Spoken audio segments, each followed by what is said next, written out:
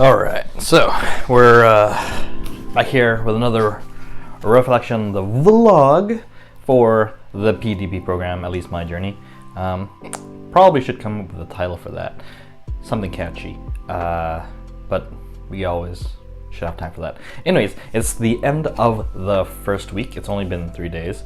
Yesterday was a more self-directed learning, and today, on Friday, the 10th, we had the orientation where we met the other PLC instructors. It was pretty good, learned quite a lot, filled more stuff out in my workbook here, or my notebook.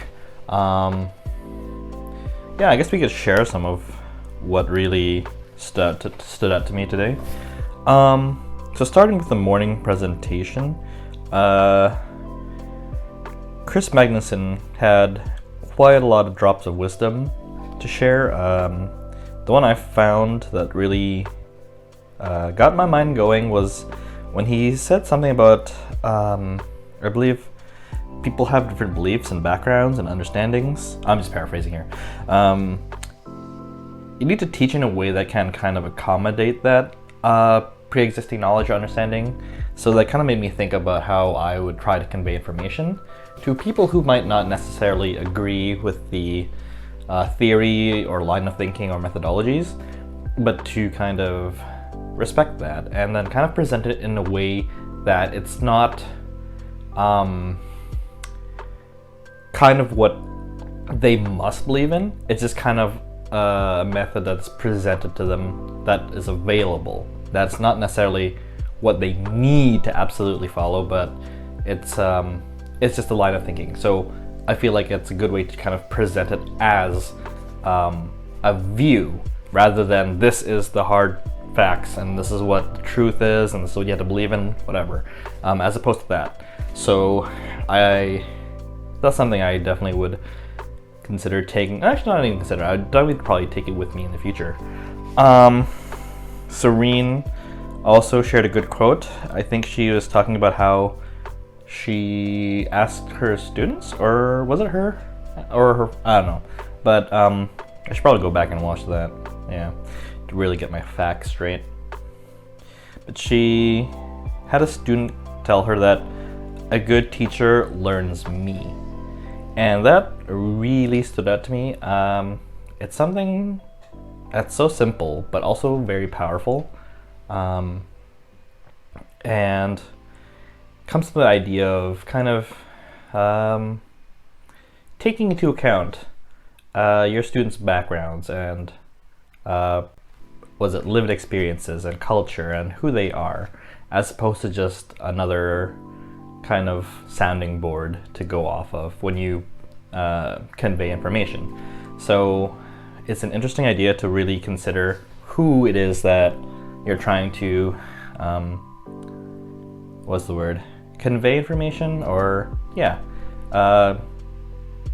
give knowledge to, or pass on knowledge. So that is a really, really good quote, and I think I'll definitely remember that for quite a while. Then I think today was assigned Pooja's lecture on practicing reflecting. That one also had a lot of good tidbits to it. Some of the things I wrote down was, and this is kind of something that always resonated with me, was that with being professional, it's good to have a solid foundation, but also be able to be spontaneous and responsive. And I've experienced this many times, where sometimes things don't always go, many times things don't go according to plan as much as, you'd wish it would. And you just have to kind of learn to adapt to those situations. And I think that's being able to adapt to ever-changing situations, I think is always a really good asset to be able to do. So that's that. Yeah, you teach who you are, you use your strengths, and also that's when students are able to kind of see that you are enthusiastic or you're passionate about something, they know that it's genuine, right? Because you kind of go about delivering your teachings in a way that does come off as exciting, or that you're really, really into it. So I think that's always important to have. And of course, like, it's difficult to always maintain that kind of level of passion or intensity 24/7 all the time, and I understand that it's probably possible to burn out, but I want to do this best I can to be me, to have my way, but also doing the best I can to kind of help future students along the way that they need to take in their journeys. So there's a couple more things I wanted to, I guess they kind of just like checkboard just for the sake of it. Going through Pooja's lecture also, she presented I think it's the Rolf's model of reflecting, the one that involved the what, so what, and now what. That's new to me. It seemed really kind of like a foregone thought when you're doing reflecting, but after looking at my own reflecting from the land reflection, I see that I definitely have to work on that, need a lot of the now what, and kind of have to circle back to the what part. That's something that I should probably look into practicing more in my future reflections, such as this one. So this is just in vlog form. Yeah, so that's kind of what I learned today. The articles were pretty cool. Kind of wish I finished or put in more time into finishing the second one. The name escapes me right now, but from what I did read, it was a pretty good one. The Sisnoy and, let me just take a look. I have it. Sisnoy and D'Angelo.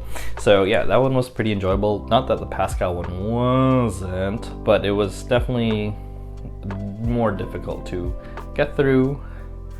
Yeah, and that's it for this week. It's been a good 3 days. Looking forward to how the next few weeks will go, and hopefully I can continue vlogging at such a pace regularly. Yeah, and I think that's all I want to say for now. Just getting ready to get to work, so I didn't want to feel too rushed.